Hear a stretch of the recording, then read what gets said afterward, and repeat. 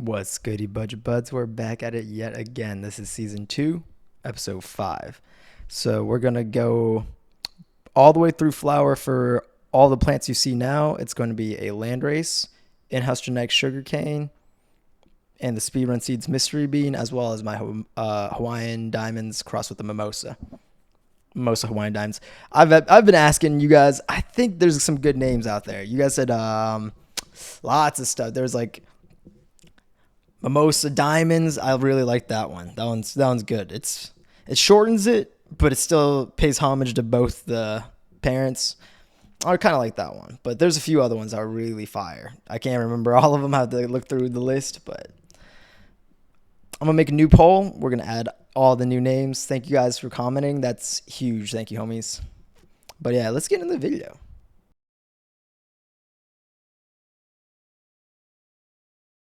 Be like, ooh, ooh, ooh. So as you can notice, the sugarcane is growing at a much faster rate because she's in a larger container size. Also, she's probably a little bit more hybridized genetics. So this is a Landrace seed from Ace Seeds. I would not be surprised if she had struggled and a lot of problems and is really slow. But we'll give it our best for that. This is a speedrun mystery bean.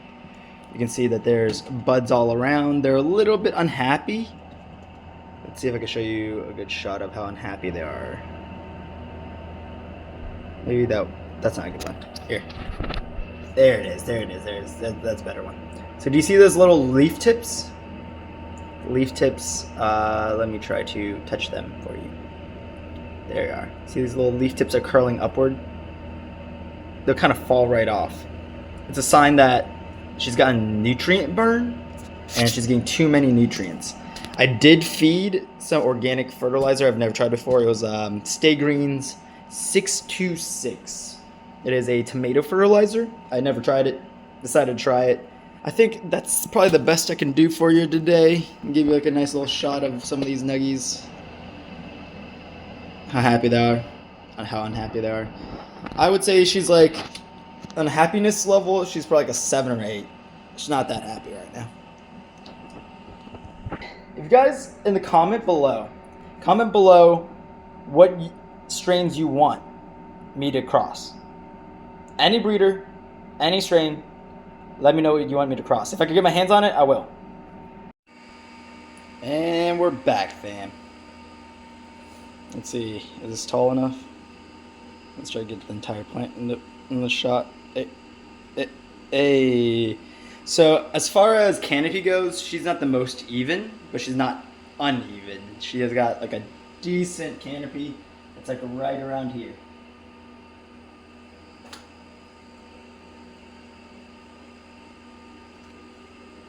Real basic, nothing major.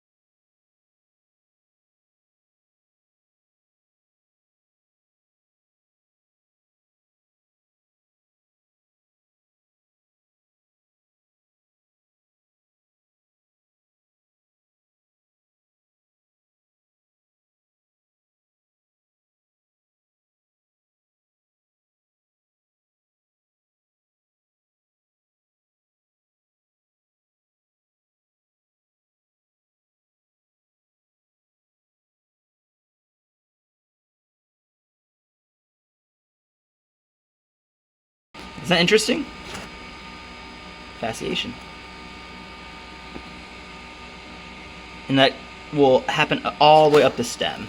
What this generally does is it creates a bunch of bud sites on that one single branch, meaning you'll probably have double the bud sites on that, or double the nodes. They'll eventually fuse into one probably large, ugly, giant cola, but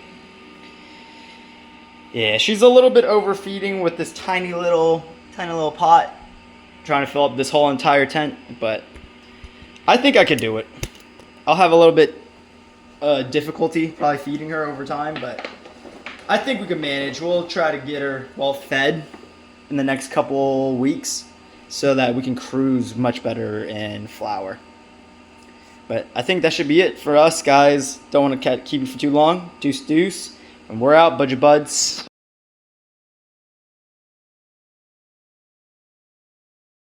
Alrighty, good morning, Budget Buds. We are back at it again.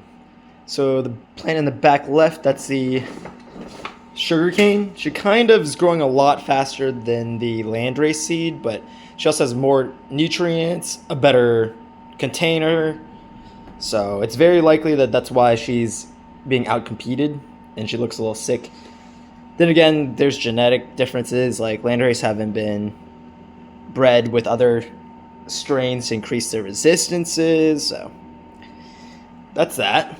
But this is the SpeedrunSeeds Mystery Bean as well. So we've got two mystery beans. This is a mystery bean.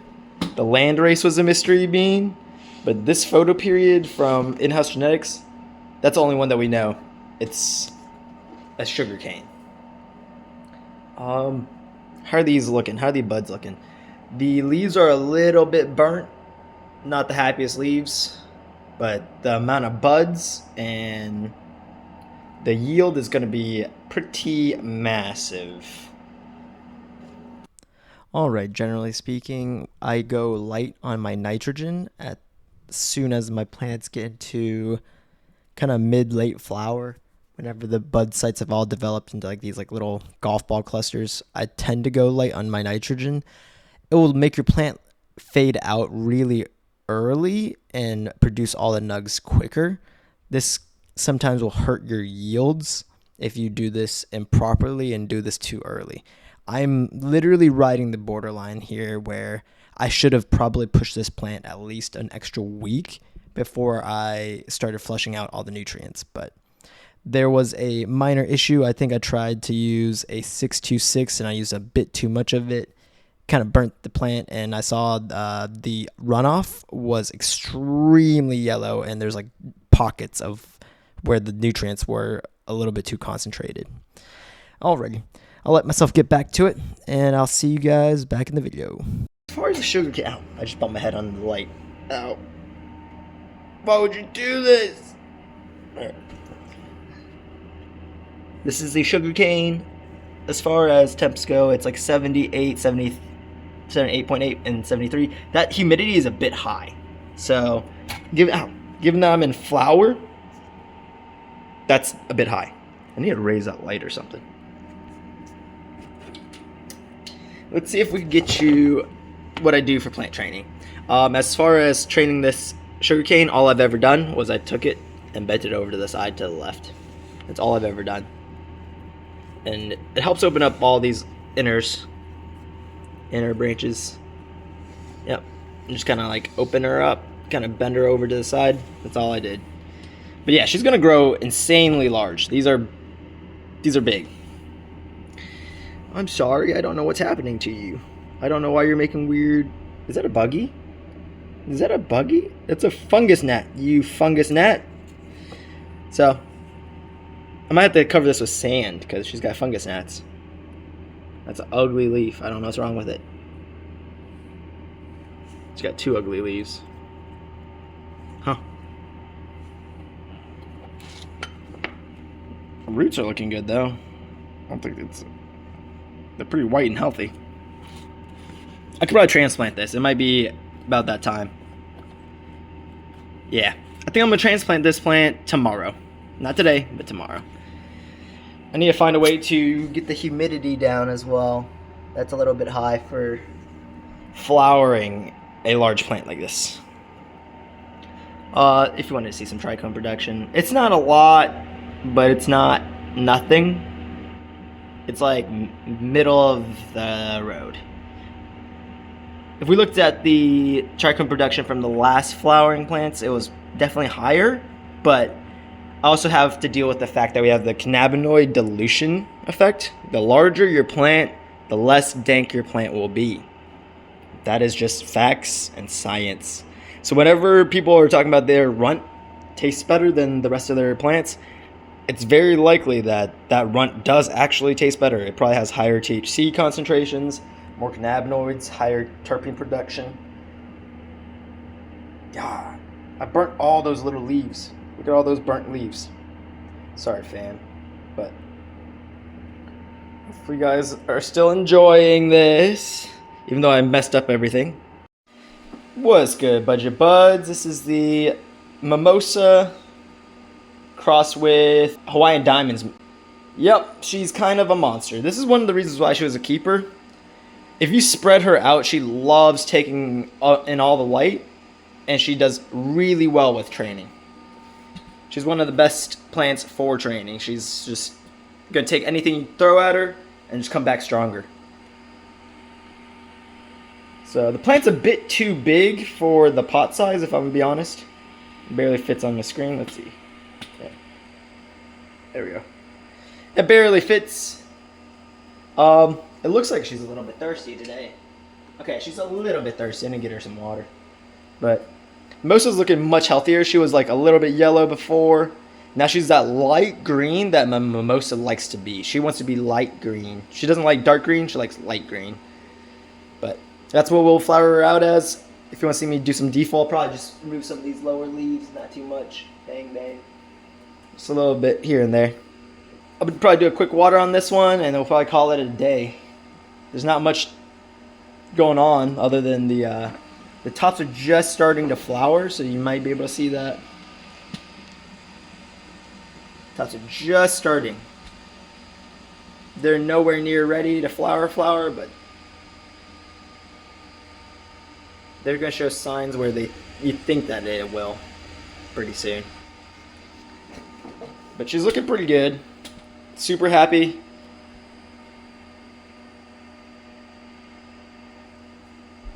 Awesome. All right. Deuce, guys.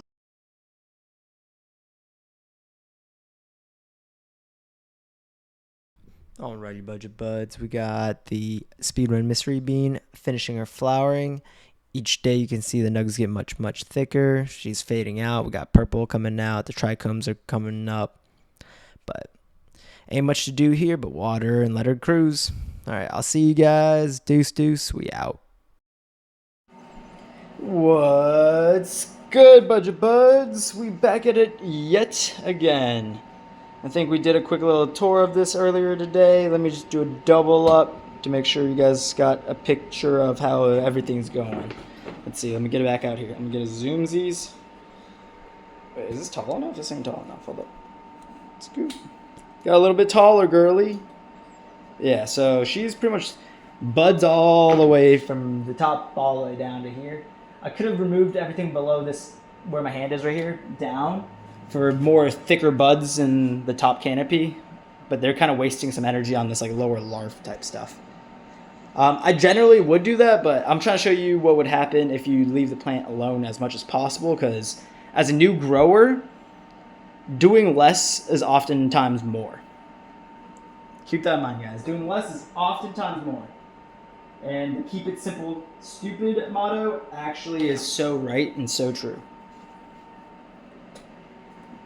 Let me see. Let's try to do a little lower focus on these guys. Boop.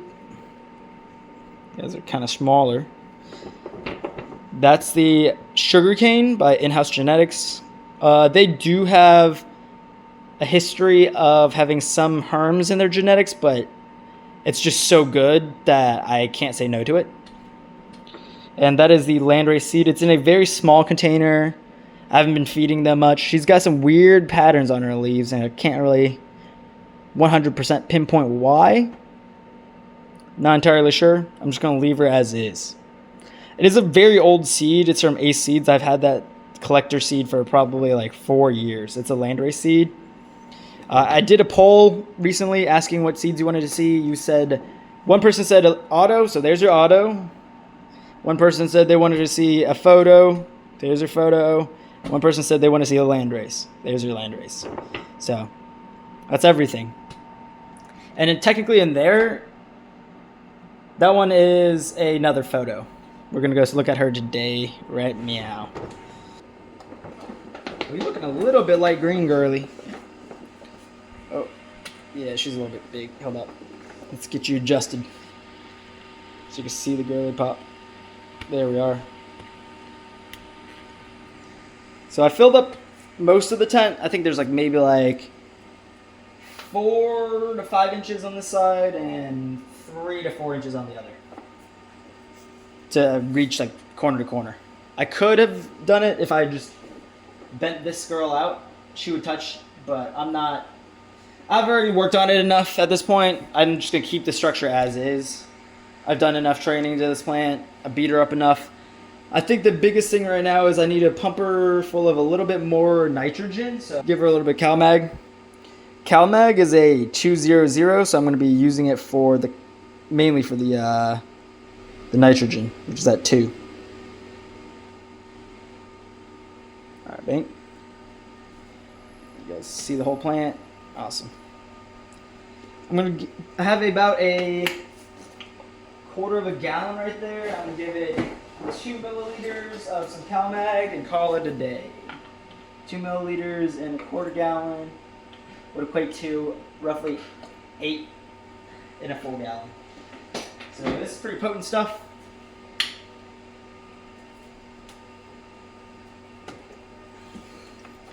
Give her a shake, just a little quarter gallon. Let it sit overnight, dechlorinate. You don't have to, sometimes you can if you want. And go ahead and water her in.